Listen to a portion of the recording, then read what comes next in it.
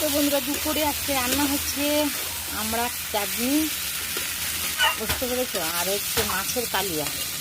মাছের কালিয়াটা কিন্তু একদম পুরো মাংসের মতন করে রান্না করছি, কষে কষে অনেকক্ষণ ধরে। কালকে অনেক মাংস রান্না করছিলাম, সেই সব মাংস রয়ে গেছে, এখনও 2 রকম তরকারি ফ্রিজের মধ্যে, আর এইটা রান্না করছি। এই দেখো জ্যান্ত জ্যান্ত পোনা মাছ কিনেছিলাম, অনেক বড় একটা, তো কিছুটা ফ্রিজের মধ্যে রেখেছি আর বড় বড় পিসগুলো রান্না করছি।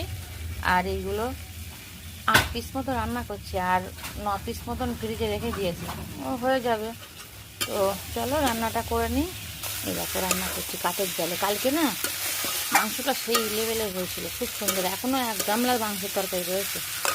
তো বরমশাই বাড়িতে আছে, তার জন্য আবার মাছ নিতে হয়েছে।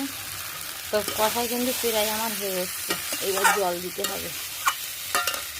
এই দেখো জল দিয়ে একটু কষিয়ে নেব হালকা করে, এবার জল দিতে হবে। একটা সময় কষানো পার করে এসছি,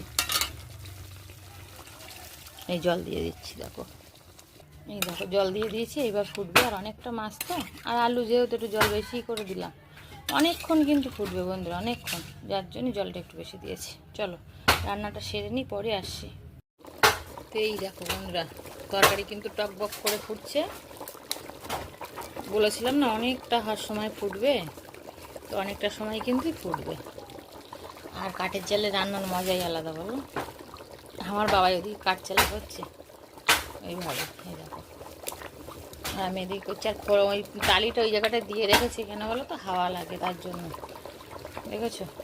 এইবার কিছুটা ঝোল কমে আসলে সময়। আর কাঠে রান্না করলে একটাই কারণ, দেখো হাত হাতগুলো কালো কালো হয়ে যায়, কিছু করার নেই। ভালো খেতে গেলে তো একটু কষ্ট করতেই হবে, তাই না। চলো এই হচ্ছে ফাইনাল লুক। দেখো মাছের কালিয়া, দেখেছো ঠিক ঠিক ঝোল এসছে, দেখতে পেয়েছো। এই দেখো মাছের কালিয়া, এইটার মধ্যে সবগুলো তুলেছি মাছ, আর এইটার মধ্যে 1 পিস মাছ আর ঝোল তুলেছি, আর এটার মধ্যে তুলেছি। দেখেছো মাছের কালিয়াটা, কালারটা দেখো শুধু, প্রচণ্ড সুন্দর, হেভি টেস্টি হয়েছে। একটু ধনে পাতা দিয়েছি, একটু গরম মশলা। চলো বাই বাই।